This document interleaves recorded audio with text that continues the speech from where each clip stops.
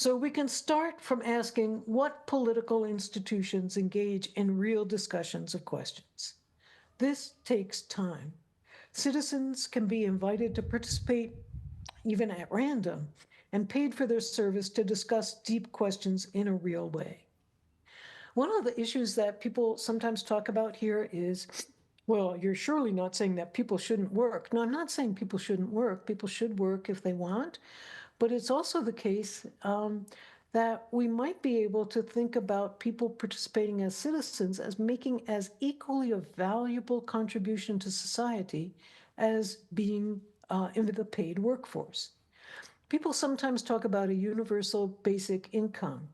And I actually prefer to say what we might want to think of is a universal participation income in which people, because they are engaged in care relationships, either as caregivers or as care receivers, and giving us information and feedback about what care is working and what not, because people are always engaged in care relationships, we should count that as a contribution to society and reward it accordingly. We can also use technologies to better affect them or using them.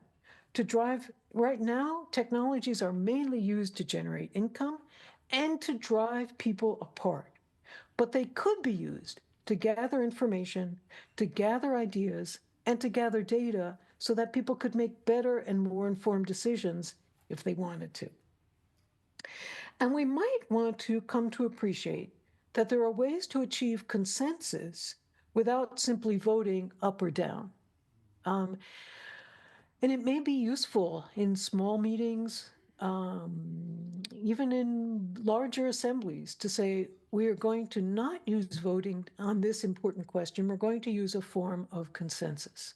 And people can disagree, but they can still say at the end of disagreeing, I disagree with this, but I think I see your point, and I'm not going to block the consensus that seems to be forming that we go forward in this way. If you've ever been in a consensus process, this is what happens. It takes a very long time, but eventually, if you start from common goals, people are much more likely to do that than to resort to the 30-second time bite about sound bite about we have to make sure that we spend the taxpayers' money more wisely. So there are lots of proposals out there at the present about how to achieve these ends. Is it possible? I don't know.